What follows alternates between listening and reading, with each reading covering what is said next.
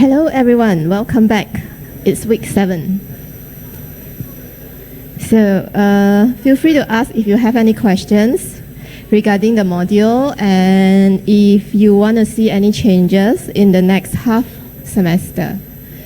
Yeah, so this is the last week before your self-learning week. So yes, and there's a little announcement here regarding your midterm test.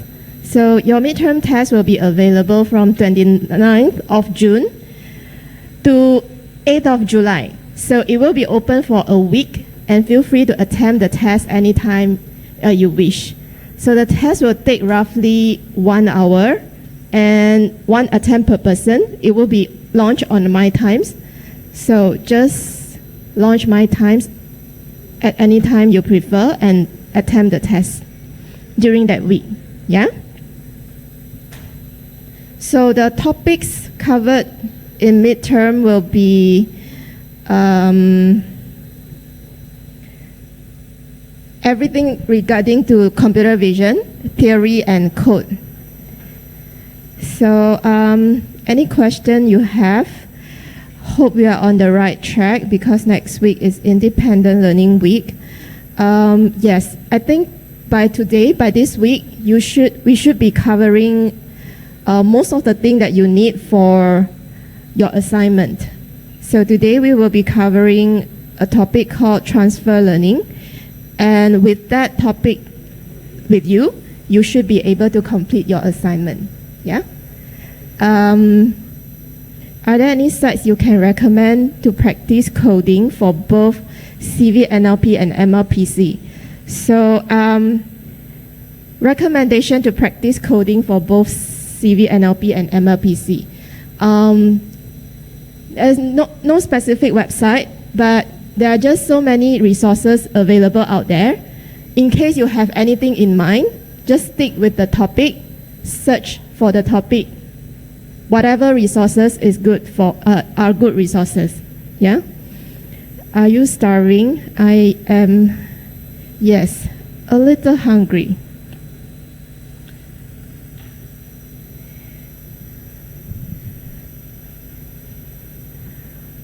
Yeah, so by next week, we will be covering, after your self-learning week, we will come back and proceed with another CV topic, which is object detection and object localization.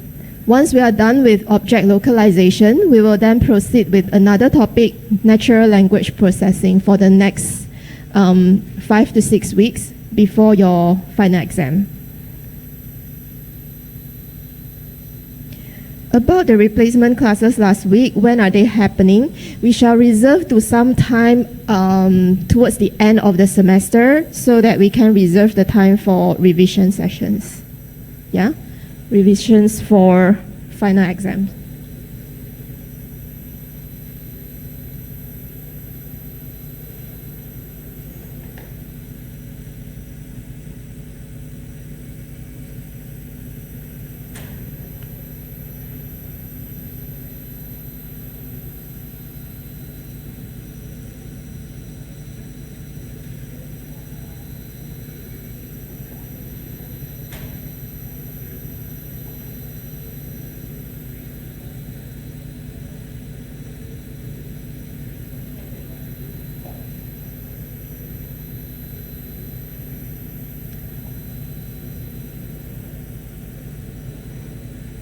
Does anyone still remember where did we stop before the week before?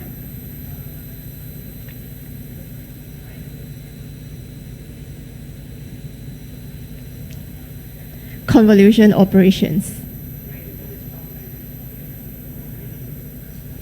Convolution, max pooling.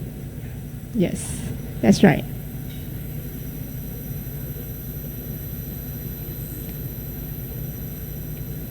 Okay, it's 6:10. I think we shall get started.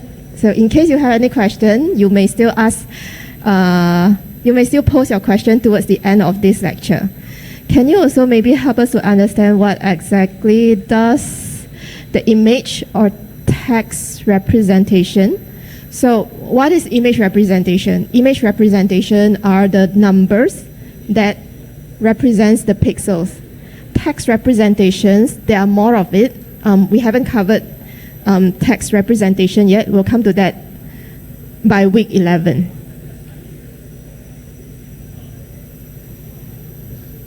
Okay, so for today's lecture, we will be covering a topic called CNN architecture and transfer learning. It's week 7. And just a little bit of recap before we begin today's topic. So ever since we started this computer vision cvnlp, we have covered image representation. How do we represent image using binary, grayscale, and RGB images? Then we covered a little bit on image operations, where we talk about data augmentation, on how do we use data augmentation and data generator to do cropping, resizing, rotation, and also translation on our image data.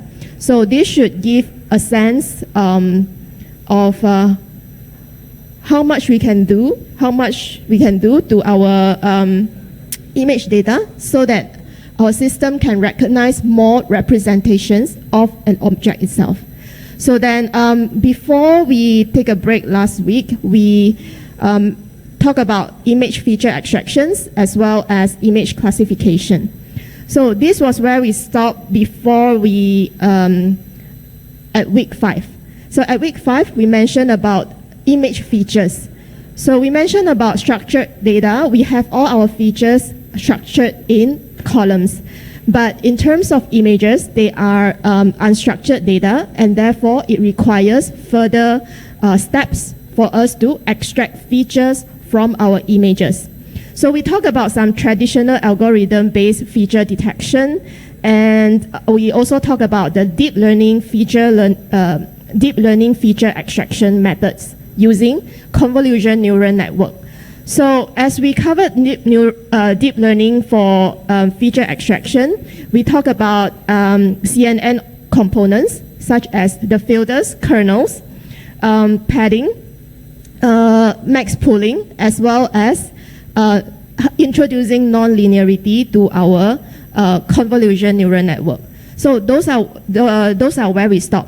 And before we stop, we mentioned about how do we layer the convolution max pooling layer in order for us to automate the task of extracting features out from our images.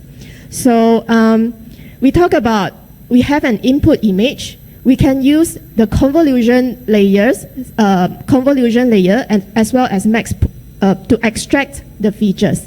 Then we go about and use max pooling layers to reduce the dimensionality of these features so that we can have a smaller data size. And then before we end the feature extraction steps, we will end the feature extraction steps using the fully connected layer, where we flatten all the extracted features. So then what's next after this flattening layer is we can actually attach these layers to other neural network for other tasks. So today we are going to talk about the applications of this convolution neural network architectures, which can happen after these feature extraction steps or layers. So then we'll also go about and talk about all the CNN architectures, the classical CNN architecture which is commonly used for image classification tasks. So those architecture are AlexNet, VGG, GoogleNet, as well as residual network. Then we will also talk about a concept called transfer learning. So this transfer learning is very important technique to learn for modern computer vision, where we will also talk about how do we use this transfer learning by freezing the layers as well as fine-tuning some of the feature extraction layers. And we'll also look into how to execute them in TensorFlow Keras during this week's practical. Okay, so that's an introduction on what are we going to talk about today, the lecture content today. So we are going to start with the CNN architecture for many other applications. So in week 5, we sort of talked about how do we use this convolution neural network architecture to help us automate the task of extracting features from these images. So how this convolution neural network is able to help us with high-level features extraction is using the convolution and also the pooling layer. So then, before we end the feature extraction layer, we will usually flatten off all the extracted features and put it into a fully connected layer. So then this fully connected layer will use all the extracted features for classifying the input image, to classify our input image. So this output will be expressed as the probability of this image belonging to a particular class. So then this is the fully connected layers where we can stack on multiple fully connected layer, dense neural network, in order to help us with classification task. So these are the layers which will then decide or predict what kind of image is the image that you are trying to predict. So then, the use of this CNN architecture in image classification have achieved a certain state of art. So for example, this is a very classical example where this is published in Nature. Nature is a very established medical or healthcare related magazine. So the use of this convolution neural network based image classification to identify breast cancer using mammogram has actually surpassed how the human can identify these breast cancer cells from the mammogram. So this is how it looks like. So over here where you see this is how good a medical doctor would detect the presence of breast cancer cells from a mammogram. Whereas on top here, we can see that the CNN, the capability of this CNN-based image classification has already surpassed how much an MD would detect breast cancer, the presence of breast cancer cells through mammogram images. So this is a really good news in the field of image classification especially.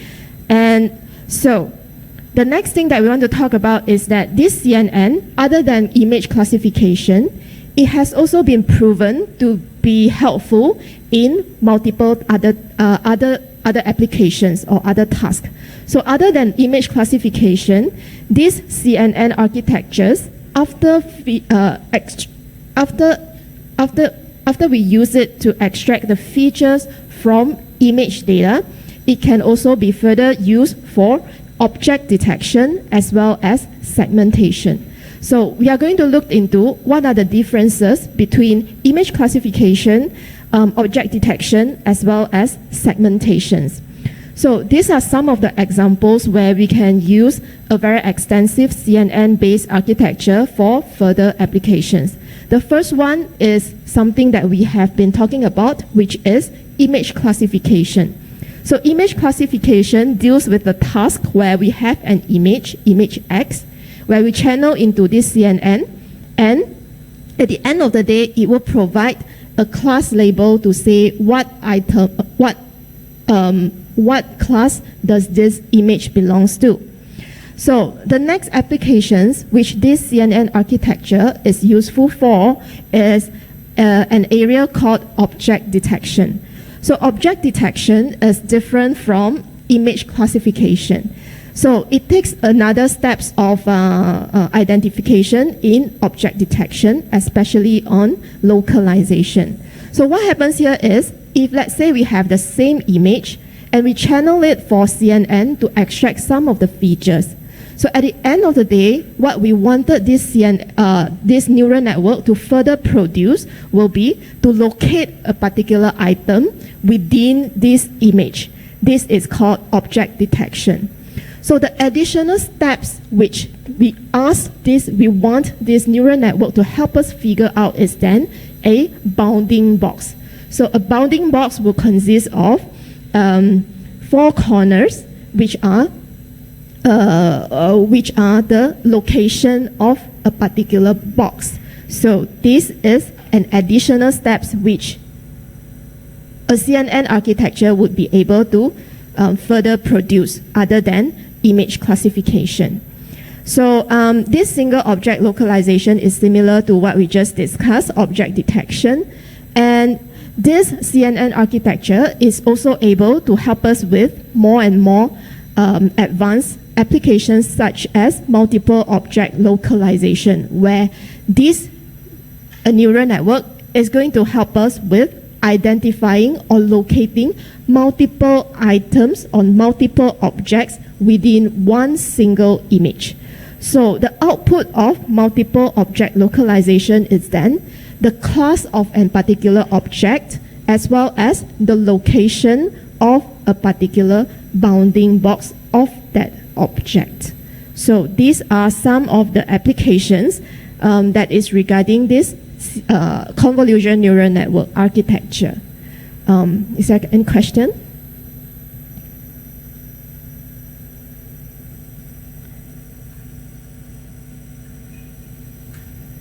No?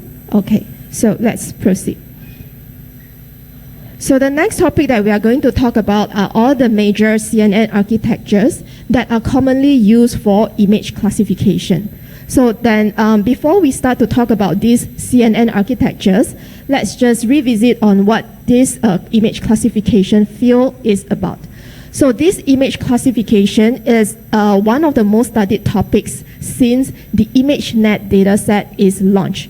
So ImageNet dataset is a very important dataset in the field of image classification. Basically, what we are trying to say here is that with the availability of this ImageNet dataset, a large library of data which has been annotated with its classes, people are then able to develop more and more advanced neural network architectures that is used for classifying objects in the world. So basically, all of the majority of the famous convolution neural network used for image classification are related to this ImageNet dataset or ImageNet challenge. So the problem statement of this ImageNet challenge is quite simple. So the challenge here asks for, given a group of image, the task is then to classify them into a set of predefined classes, which means the labeled classes, using a set of sample image that has been classified, has been curated for this purpose, been curated to facilitate the how this image classification research field may evolve into what it is today. So again, just a recap, image classification, really, we are just dealing with the processing of entire image as a whole. And what we are trying to do is to figure out, to assign a specific label to these images. So this is image classification. And we talk about this ImageNet large-scale visual recognition challenge. It is a way of tracking the evolution of image classification, the models available for image classification, because we know that this architecture for image classification is really important for other downstream applications such as object detection, localization. So now these are some of the very famous architectures which has won this ImageNet challenge of respective years. So we first see that in year 2010, people are still using hierarchical approach where we are using some traditional algorithm to detect ages in order to classify an image into its particular class. So then, that time, this model still achieved a pretty high error rate. So, as we moved on to year 2012, that is when we see a leap in improvement in terms of the classification error rate. So that is when we see this AlexNet won this challenge for the first time. So this AlexNet is one of the very first convolution AlexNet-based neural network that has won this ImageNet recognition. So following from this AlexNet who won this challenge, there are further architectures which are convolution neural network based that has won the challenges in terms of reducing the classification error rate. So the breakthrough moment for this convolution neural network is really starting from year 2012, where we see the 7-layer CNN AlexNet won the challenge, followed by a 19 layers VGG, followed by a 500 layers neural network, which has won the competition or challenge in year 2015. So these are some of the another representation of these major CNN architectures in image classification task. So the highlighted ones are some really important architecture that we need to know in this modern computer vision task. So the major CNN architectures in image classification that we want to talk about is the LeNet, AlexNet, GoogleNet, VGGNet, as well as the ResNet. So LeNet was one of the most early most early CNN architecture that is designed for image classification task. Back in those days, this LeNet was created to recognize handwritten digits. So what it recognized are the 10 digits from 0 to 9. So this has been widely used in recognizing digits for postal address. So this has been able to help automate certain tasks, especially in the post office itself. So this LeNet consists of multiple convolution layers as well as pooling layer, which followed by the fully connected layer that makes it the foundational model for our future convolution neural network architectures. So again, this LeNet is a really small CNN architecture, but it has been serving as a very foundation of how this CNN-based architecture evolves in the future. So one of the very first large CNN-based architecture in image classification is called the AlexNet. So this AlexNet, again, it has won the ImageNet challenge in year 2012. So this AlexNet is a deeper and larger CNN neural network compared to the LeNet, and it has been able to classify more objects compared to LeNet, which is only able to classify 10 classes of digits. So it consists of 5 convolution layers, max pooling layers, and 3 fully connected layers. So it has also included ReLU to introduce non-linearities into each of these layers to capture its non-linearity. So back then, when computation power was not that advanced and not that available, so this AlexNet, when at the point it won the ImageNet challenge, it was trained on 2 GTX GPUs and only 3 gigabytes of memory each of them. So this model split over 2 of the GPUs in order to train that model to be able to classify all classes of images in the ImageNet challenge. So that is about AlexNet. So when we these AlexNets have been serving as a base for many other advances. So there are 3 areas that we have to talk about whenever we start to look into AlexNet. So the first one is that people have realized that most of the memory usage in this AlexNet actually comes from its convolution layer. Convolution layer, again, are the layers which help to extract features from the images. So those, ultimately, people have found that those are the layers which consume most of the memory usage. And the next thing to note in this AlexNet is its parameters. People have realized that most of the parameters that is within this AlexNet actually come from the classification layer, which is the fully connected layers, because all of the neuron itself is connecting to one after another in each of the layers. So that is where almost all of the parameters of this AlexNet sits and where they are. So they are coming from the FC6, FC7, and FC8 layers. And most of the floating point ops occur in the convolution layers.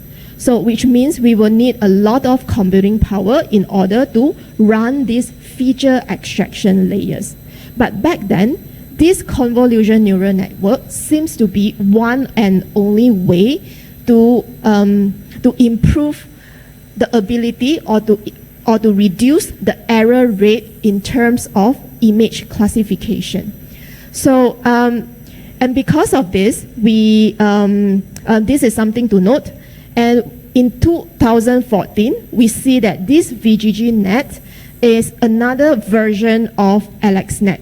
So this is ultimately a larger version of AlexNet. So we know that AlexNet is a larger version of LeNet, and this VGGNet is then a larger version of AlexNet. So what it consists of is also the convolution and also max pooling layers, but it is much larger. So what it means to us here from AlexNet to VGG is then the original AlexNet consists of only 7 layers, but when it comes to VGG, we are building a larger neural network or larger CNN-based neural network compared to AlexNet. But again, they are similar. The purpose of us making this convolution neural network even larger is for the sake of improving its image classification ability, the ability to extract features more efficiently and therefore reduce the error rate. So it follows the similar design rules of how this AlexNet comes about. So all convolution are 3 by 3 strides. All max pooling are 2 by 2 with the strides of 2. So at stage 1, we can see that this VGGNet, it consists of 2 convolution layers followed by 1 pooling layer.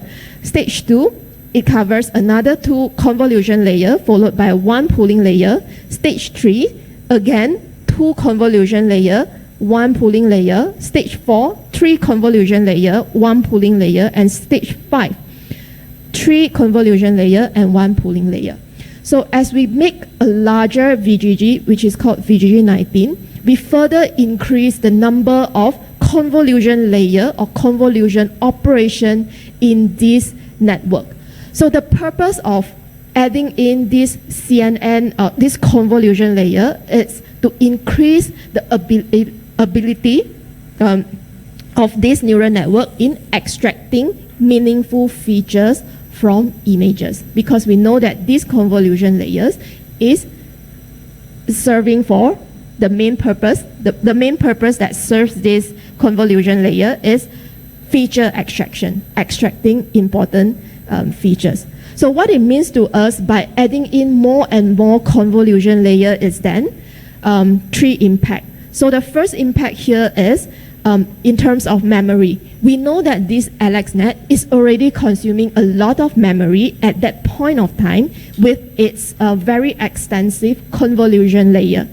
So with a larger version of AlexNet in VGG, what we are trying to say is it has increased the memory usage up to 25% compared to AlexNet. However, also similarly, it has also increased the parameters in its fully connected layer so that it can produce a more accurate classification output, which means that we are also at the same time increasing the already 61 million parameters into by 2 times. So we are inflating these 61 million parameters in AlexNet for image classification into 138 million parameters. So what it means to us is more and more computing power, and it requires more time to train and learn. So then when it comes to these flops in terms of flops, this has also significantly increased the number of flops required to run or to train this neural network architecture. So this is the key takeaway as we move away from AlexNet into VGG. However, with the computation power that we have nowadays, with the computation power that is available to us today through Google Colab, this VGG is possible to be trained on our laptop. So now we know that efficiency will become an issue if we are seeing more and more memory usage, more and more parameters, and more flops required in order to improve the classification ability. So now we want to talk about another architecture which is called GoogleNet that really focus on fine-tuning the efficiency of how to use this, the efficiency of CNN in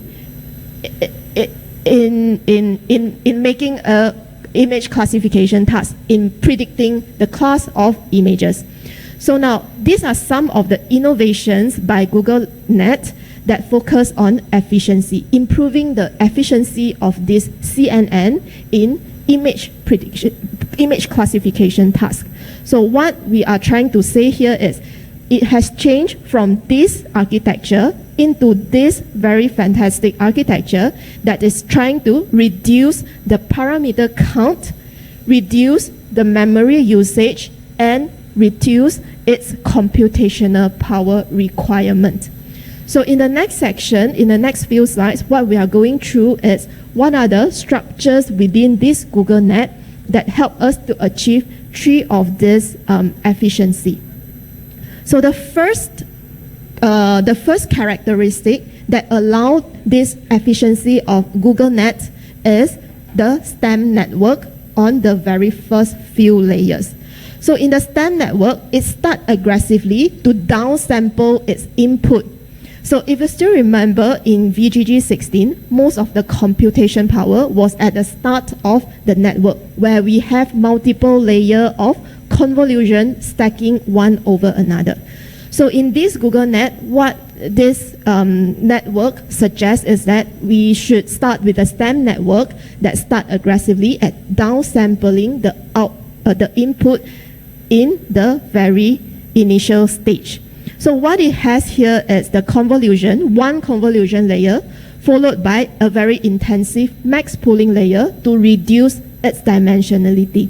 So once we remove or reduce the dimensionality, this network follows by two convolution network to further extract the features from these feature maps, which then channel to another layer of max pooling in order to reduce the dimensionality a little bit further.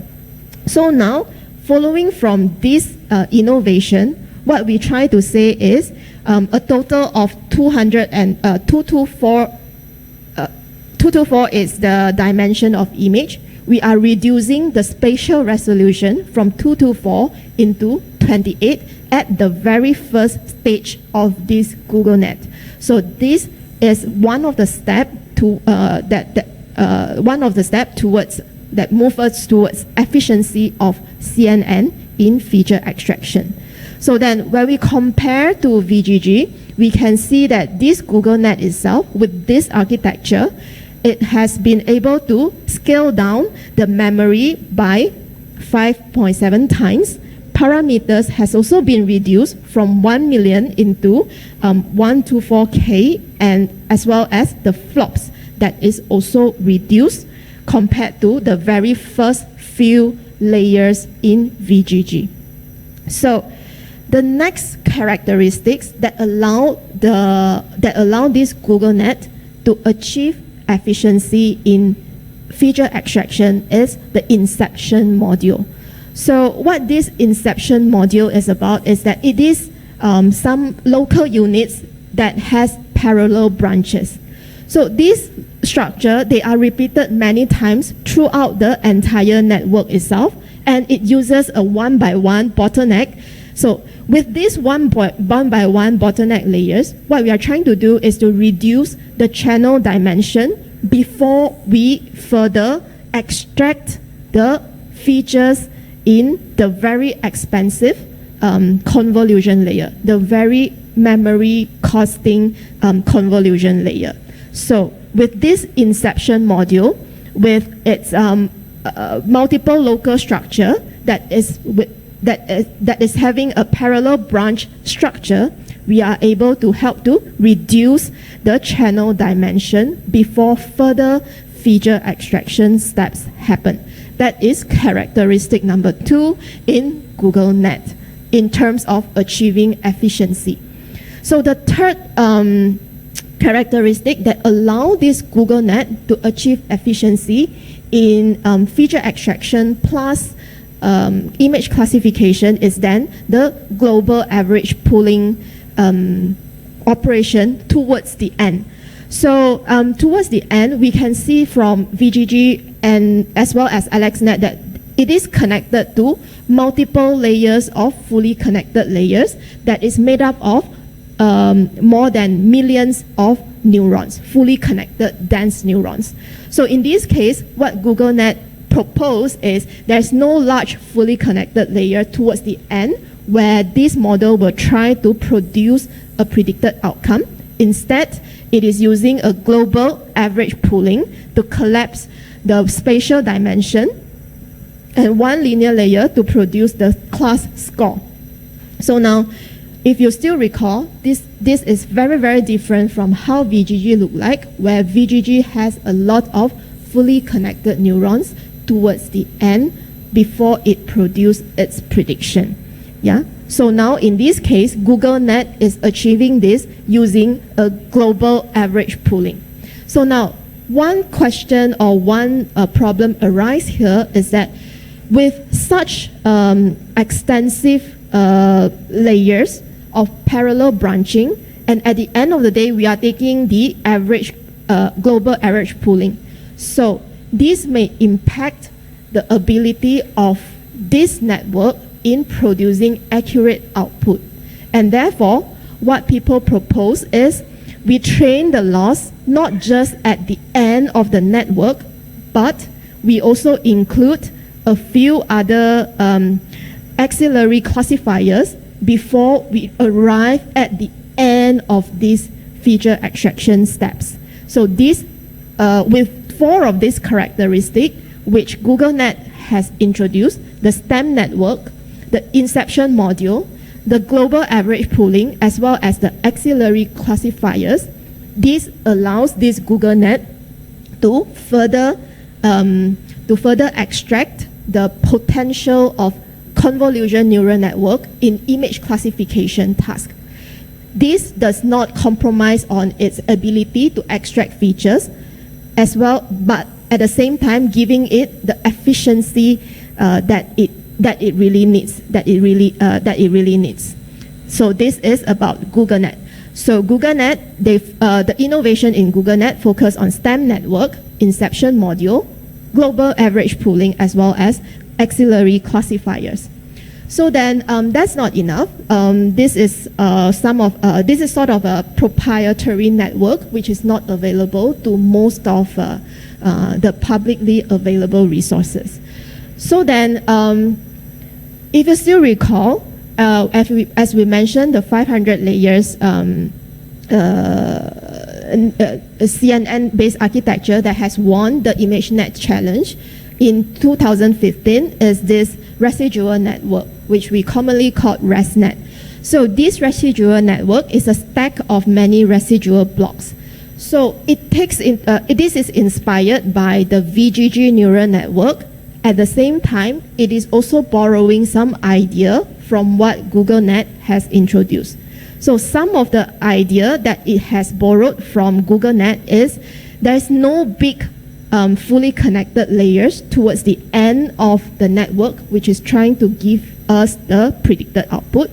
Instead, it uses the similar function or operation here, which is the global average pooling at the single layer towards the end of the network to give us the image prediction. So then, at the beginning of this network, it has also used or borrowed the same idea from GoogleNet, which is it has included the STEM architecture here in order to reduce the dimensionality of these images at the very front stage. So then, sandwiched in between the STEM architecture as well as the global average pooling layer are the REST blocks. So these REST blocks are the ones that allow this CNN architecture to go even further. It allows us to include more and more convolution layer in terms of extracting the features without compromising the speed or efficiency of the training itself. So this is residual network. So this residual network is introduced, and this has allowed a lot of other tasks to happen ever since then. So the reason is it is very effective with a skip architecture that we have seen. It now allows all of the researchers to be able to train very, very deep network, which can be as high as a few hundreds to thousands of layers. With these few hundreds of thousands of layers, what it means to us is we are improving the ability of this network in feature extraction task. Once we are able to improve the ability to extract features, it means we are able to improve the ability to classify a lot of things with speed. So deeper network do better than shallow network as expected, and this ResNet, residual network, has swept most of the prizes or most of the competition in 2015, and it is still widely used today. So now it is this MSRA that have won first places in the ImageNet classification with its ultra deep architecture.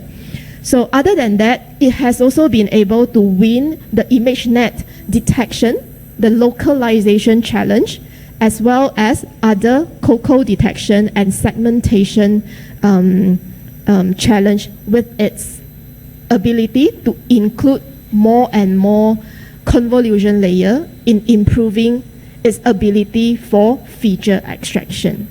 So it is really important here to note that ultimately, what we are trying to achieve here is improving the ability of this network in extracting features from this unstructured data, unstructured image data. So just as a summary of what have we discussed so far is we have discussed the architecture of AlexNet, VGG, GoogleNet, and also ResNet in terms of its accuracy in image prediction task. So when we mention accuracy in image prediction or image classification task, we are referring to how well this architecture is able to predict the classes available in ImageNet dataset on the same available dataset. Okay, so now we first started off with AlexNet, which requires very low computational power, but with a lot of parameters. So then we talk about this VGG architecture, which then consumes a lot of flops in terms of it has the highest memory and it is taking the most operations out of all. But it is achieving a certain level of good accuracy in terms of image classification. Very low error rate, very high accuracy.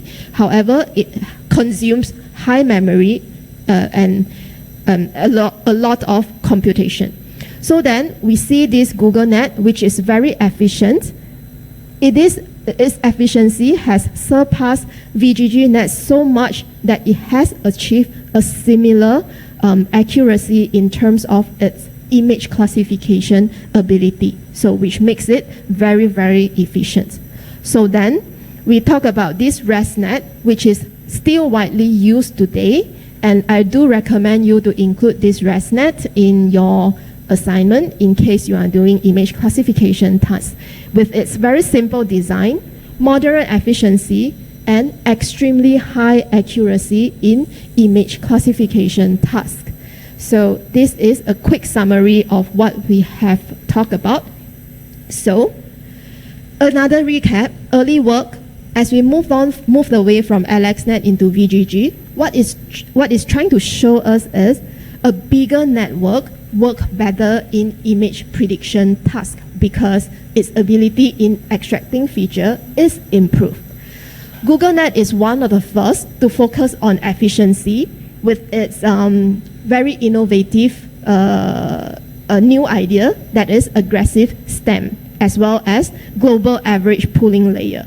So then finally this ResNet shows us how to train extremely deep network with extremely deep network in a more efficient manner. So following this ResNet, what we see here after ResNet, we see a lot of new neural network coming up, which are trying to address on these efficiency aspects, especially when we want to try to deploy this kind of application onto devices like our phones. So then there are also a lot of efficient network that has become the central focus of the research area. So then the research focuses on how can we improve the accuracy without increasing the complexity itself. So there are a lot of tiny networks that is available. So those tiny networks are really aimed for deployment in the mobile devices. So some of the architecture that is worth looking into are architecture such as mobile net as well as shuffle net. Okay. So now, as we talk about so many types of architecture, we may be asking ourselves which architecture is best for the tasks that we are trying to perform, especially those that we have chosen for our assignment itself.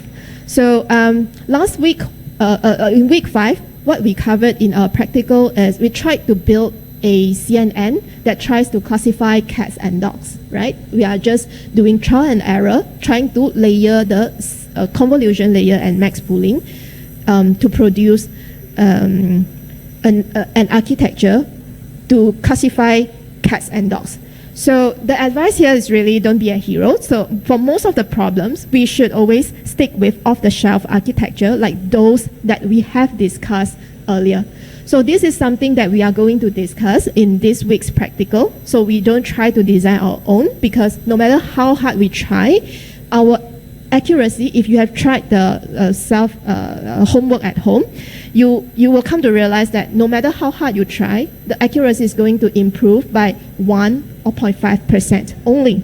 So now this week we are going to take a look at how this off-the-shelf architecture help us to take the leap in terms of accuracy improvement. So if the only concern is accuracy, if we do not have any concern on its efficiency itself, we can always consider ResNet 50 or ResNet 101. So they are very great choices. And if we have a concern of making our network efficient, we should, or making it real time, so then we can try mobile nets as well as shuffle nets. So again, I want to emphasize on this architecture. This architecture allows us to perform image classification. It does not allow us to perform object localization just yet.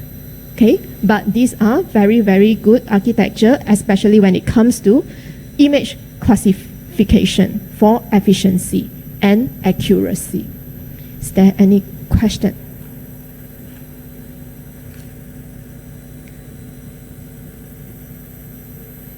Okay. So the next idea that we want to introduce is a topic called transfer learning. It is a little bit long. We have another 5 minutes before the class ends. We'll see how much we can cover. So this transfer learning is a very important concept in modern computer vision task, because what we are trying to say here is, previously we mentioned about whenever our data set is small, we perform data augmentation to try to increase the number of data representation to our models. So now this transfer learning is another alternative which we can consider when we have a small data set to train an accurate network. So what is this transfer learning about? So this transfer learning is It's a way of leveraging the knowledge that it has seen from other data set, and we used it to predict our small little tasks within our world. So let me see if I have the notes here. So the biggest benefit of transfer learning shows when target data set is small, and with large network, small data set leads to overfitting. Data augmentation is one of the choice to solve small data problem, but this doesn't resolve overfitting. Yes, it doesn't resolve overfitting, and in these cases, transfer learning is the best choice where the source model has been trained on vastly bigger training set. So let's look into what is this about. Why? We'll come back to that later. So the general idea of this transfer learning is that we basically have a particular neural network, for example, a VGG net. So we train this VGG net by somebody else on image net dataset. So this model has already been learning some weights that is saved in its neural network itself. So these weights are ultimately the weights that is helping us in extracting useful features. So now what we are trying to say here is, okay, can we then leverage on this knowledge that this architecture has learned, and we try to relax a little bit and use this pre-trained weights on our small little task. So the idea is, say for example, we have a full neural network here. We will use this full neural network to train it on other tasks by other person who has bigger computation power. So then this model will then be saved somewhere on the online world, available as the model garden. So then, can we actually leverage these weights or this knowledge to do our task? The answer is yes. So now, how are we going to do that is, we will take the entire architecture itself with its pre-trained weights, with all the knowledge that it has. Then we try to relax the classifier parts. We say, forget about what you learned about how to classify that object, but memorize what you learned in extracting the features. So now this model here still remember how it extracts features from item. However, it does not have any knowledge anymore in its original classifying ability. So now we will retrain this part for this architecture to classify the object or the classes which we intend to. So for example, so that's the general idea of this transfer learning. And there are two approaches to this. So the first approach to this is, we have the full entire architecture that is trained on ImageNet. So then, we want this architecture to memorize what it has learned in terms of